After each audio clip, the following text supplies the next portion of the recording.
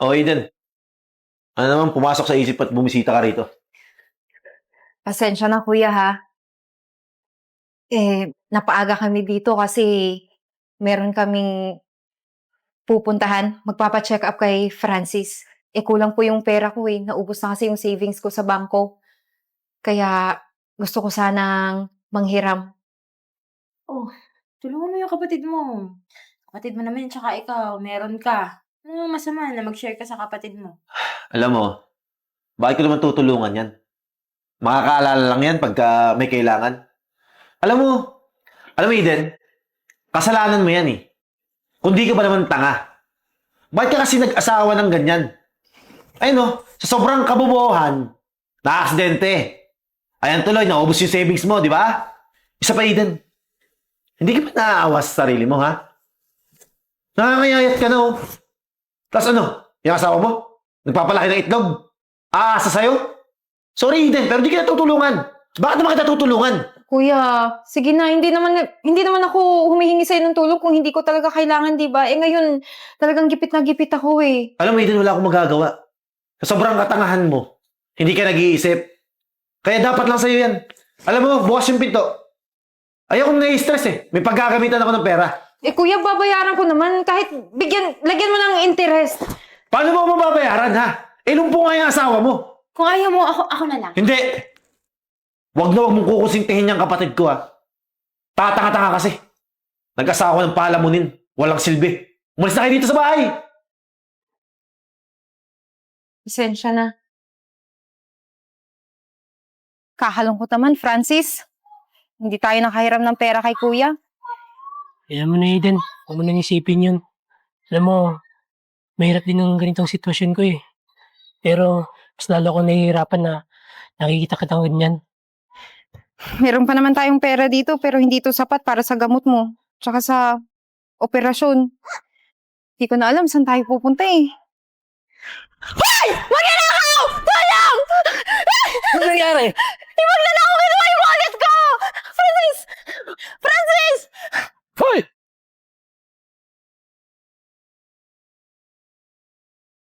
Tarantado ka, ha?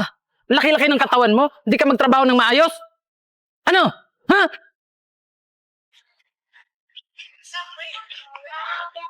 Tulong! Tulungan niyo ako! Francis! Francis! Ma'am, Francis! ito wallet niyo.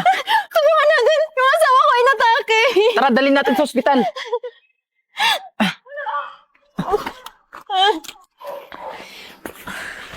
Dok, kamusta na po yung asawa ko? Ma'am, okay naman na po yung asawa mo. Buti nadala niyo po agad dito. Salamat naman po. Kaso nga lang, Dok, may problema ako eh. Hindi ko kayang tustusan yung mga bills dito para sa pagpapagamot sa kanya. Ay, ma'am, actually, bayad na po yung mga bills niya. Wala na po kayong iisipin na problema. So, paano, ma'am? Mauna na muna ako. Asikasuhin ko pa yung ibang pasyente, ha? Sige po. Sino nagbayad? Francis, narinig mo ba yun, yung sabi ng doktor? May tumulong sa atin. Binayaran niya lahat ng mga bayarin dito sa pagpapagamot mo, pati na rin sa operasyon mo. Ang swerte natin, no? Sana naman makilala ko siya at makapagpasalamat. Mrs., kumusta na po yung kalagayan ng asawa niyo? Sabi ng doktor, medyo okay na siya. At may tumulong pala sa asawa ko na mapagamot. Kaya malaking pasasalamat ko. Sana kilala ko siya. Actually, ako yung nagbayad ng hospital bill niyo dito. Sigurado po ba kayo? Napakalaking halaga po nun. Paano nangyari yun? Paano maubos mo yung savings namin? Ano? Sige po. Salamat. Thank you. Masabay. Mabuti naman umuwi ka na. Ha? Ba't galit na galit ka? Tumawag sa akin yung bangko. Ha? Wala na tayong savings. Nangutang ka pa, nag-loan ka pa. Anong ginagawa mo sa pera natin? Akala ko kasi mananalo ako sa sugal eh. Gusto ko lang naman bumawi eh. Ano ba naman? Pagsusugal na naman na yan. Yung kapatid mo na kailangan ng tulong, hindi mo matulungan. Tapos yung sugal na inatupag mo? O bakit? Pera naman natin yan eh. At buhay eh. Pagod na ako sa ugali mo. Pati dyan sa sugal mo! Mabuti pa, paghiwalay na tayo at lumayas ka dito sa pamamahay ko! O teka lang, may karapatan na sa mamahay na to ah. Ah, ganun. Bakit? Dahil mag-asawa tayo? Bukas sa asikasuhin ko ang almet na. Mamuhay ka mag-isa. Huwag po kayong mag-alala. Babayaran ko kayo kapag may naipon ako na pera. Ano ka ba? Hindi mo na kailangan bayaran yung binayad ko sa hospital bill nyo. Tulong ko na yun sa inyo. Pero bakit niyo po kami tinulungan? Hindi niyo naman po kami kamag-anak. Hindi niyo kami kilala. Hindi tayo magkaibigan. Alam mo, sa buong buhay ko, wala akong ibang ginawa kundi magtrabaho. Kasi alam ko yung pakiramdam ng walang-wala eh. Sinikap kong maging mayaman. Pero na-realize ko, hindi rin pala talaga sapat yung pera para maging masaya. Meron akong sakit na cancer. Kaya alam ko yung pakiramdam na walang ibang mahinga ng tulong. Kahit nga yung mga kamag-anak ko nung nalaman na may sakit ako, hindi rin ako tinulungan. Kaya eto, bumabawi ako sa ibang tao. Bakit hindi niyo na lang po ipagamot po sa sakit niyo? Baka may chance pa. Nako, hindi ko alam kung may chance pa na gumaling ako. Ano ka ba? Huwag ka mawala ng pag-asa. Maniwala ka, manalig ka na gagaling ka pa. Tignan mo kami, ng asawa ko. Alam ko na malala na yung kalagayan niya, pero naniniwala pa rin kami na gagaling siya. Kaya ito, hindi namin inaasahan na ikaw pala yung makakatulong sa amin sa operasyon niya. Ano ka ba? Walang anuman yun. May isa pa sana akong i-offer sa inyo kung tatanggapin mo, lalong-lalo ka na. Gusto ko sanang ipasok ka sa company ko bilang tagapamahala.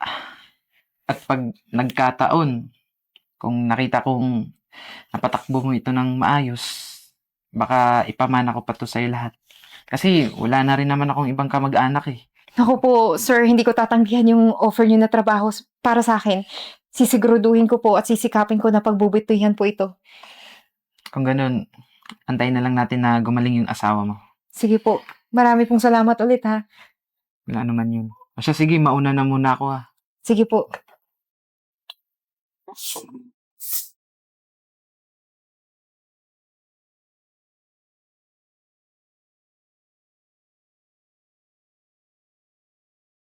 Ayos ah. Ang ganda itong sasakyan na to ah, boss oh. Medyo madumi oh. Yan, nilinis ko na. Eden?